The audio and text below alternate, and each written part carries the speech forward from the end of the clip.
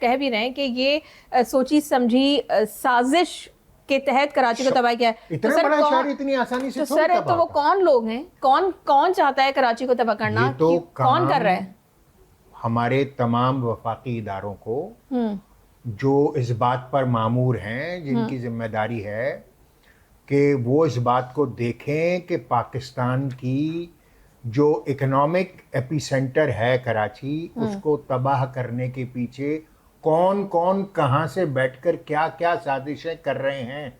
क्योंकि कराची जिस जुबू हाली का शिकार है, कराची की सड़कें बर्बाद हैं, कराची का ट्रांसपोर्ट बर्बाद है, कराची की सेहत बर्बाद है, कराची की तालीम बर्बाद है, कराची में रोजगार नहीं है, कराची में पीने का पानी नहीं है, कराची की इंडस्ट्रीज बर्बाद हो रही हैं, बल्कि यहाँ से कैपिटल शिफ्ट हो रहा है। एग्जैक्टली। तो अगर ये सब हो रहा है और मुसलसल हुए चला जा रहा है, जो यहाँ के ज़हीन बच्चे हैं वो मुल्क छोड़कर जा रहे हैं, तो ऐसी सूरत हाल में बराह रास्त इसका असर पाकिस्तान पर पड़ रहा है, पाकिस्तान की मईशत पर पड़ रहा है।